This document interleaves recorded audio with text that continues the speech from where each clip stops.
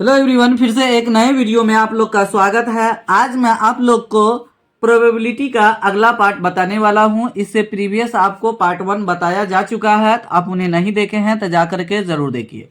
और इस चैनल पे 2024 एग्जाम के लिए क्लास 10 का वीवीआई क्वेश्चन ही बताया जा रहा है। तो इस चैनल के सभी वीडियो को आप जरूर देखिए अगर आप 100% नंबर लाना चाहते हैं 2024 बोर्ड एग्जाम में। तो पार्ट 1 में आप लोग को बेसिक पॉइंट बताया गया है, तो आप उन्हें नहीं देखे हैं तो जाकर के जरूर देखिए। इससे रिलेशन में रहेगा और आगे जितना भी इस चैप्टर में क्वेश्चन को सोल्व किया जाएगा सब उसी से रिलेशन में रहेगा।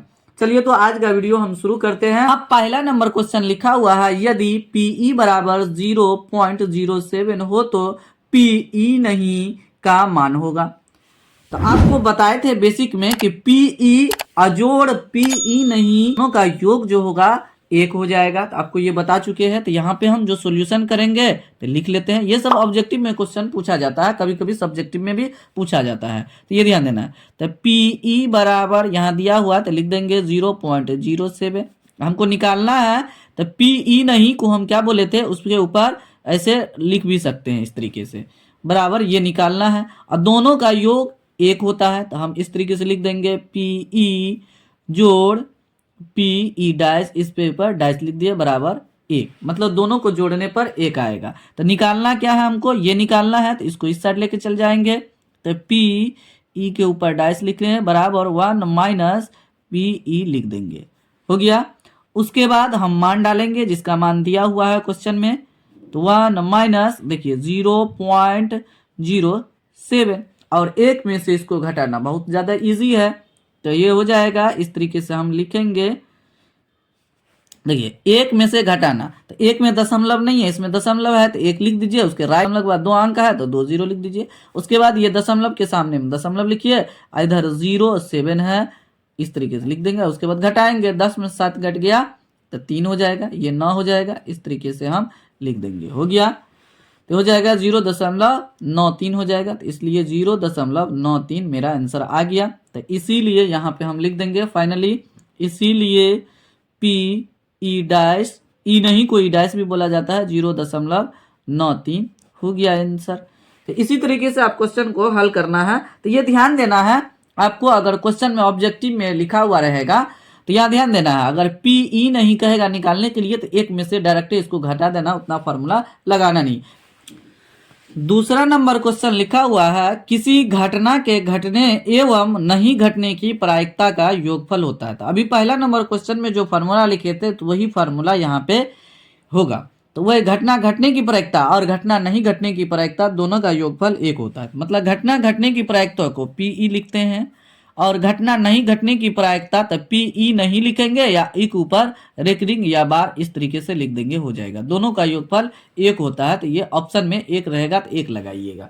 तो ये समझ में आ गया है, दूसरा नंबर क्वेश्चन बन गया।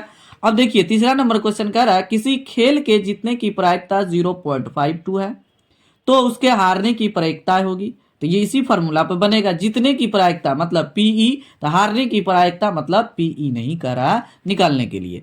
तो यहाँ पे जो हम सॉल्यूशन करेंगे, तो पहला नंबर जो क्वेश्चन अभी बनाए हैं उसी तरीके से बनेगा, बस ये फार्मूला लगाना है। पहला नंबर में यही फार्मूला लगाए थे, यहाँ पे लिख देंगे पीई बराबर 0.52।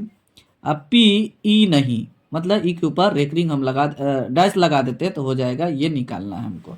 दोनों का योगफल 1 होता है, तो यहाँ पे हम लगाएंगे फार्मूला, दोनों का योगफल 1 हो जाएगा। तो पीई जोड़ पीई ऐसा डैश डाल दिए बराबर 1 हो गया।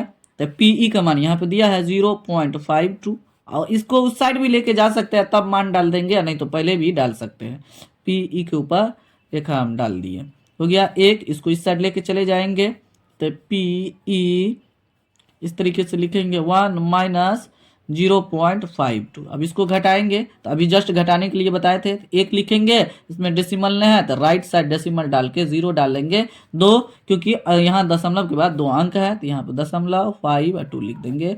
उसके बाद घटाइए, 10 में से 2 घट गया तो 8 हो जाएगा, 9 में से 5 घट गया तो 4 हो जाएगा, तो ये हो जाएगा। अब देखिए ये दोनों को जोड़िए तो इतना आ जाना चाहिए, 1 आ जाना चाहिए, 8 2 10 का 0, 5 4 9 1 10 का 0, हासिल 1 आ गया, यही मेरा आंसर हो जाएगा।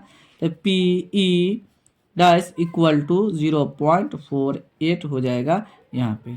तो इसीलिए पी ई डैश बराबर 0.48 ये मेरा आंसर आ गया। इस तरीके से हम क्वेश्चन को सोल्यूशन करेंगे। बहुत ही इजी क्वेश्चन रहता है, आप उसको इजी से बना सकते हैं।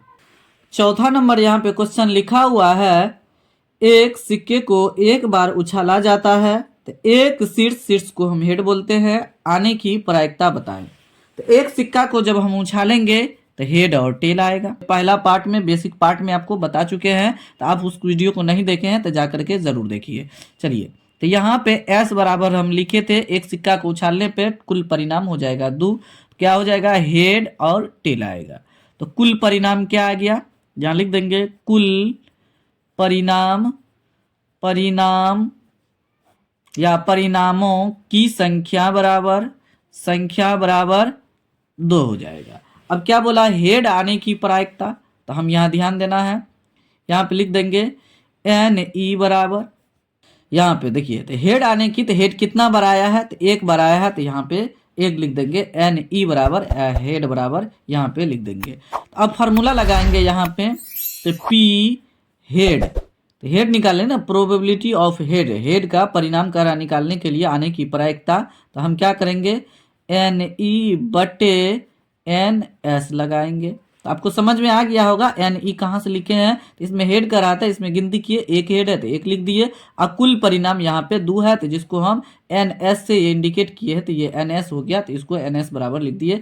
उसके बाद आगे हम सोल्यूशन करते हैं, यहाँ ध्यान देना है, तो एन ई के मान 1 है और एन एस के मान, यही एन एस है मेरा, इसी को हम क्या कर सकते हैं, एन एस इक्वल टू 2 लिख सकते हैं, तो बटे 2, तो ये हो जाएगा पी हेड आने की प्रायिकता 1/2 हो गया। इस तरीके से हम क्वेश्चन को सोल्व कर सकते हैं। बहुत ही इजी क्वेश्चन पूछा जाता है, आपको घबराने की कोई आवश्यकता नहीं है। अगर आप इस चैनल पे आ गए हैं तो आपको 100% रिजल्ट मिल के रहेगा।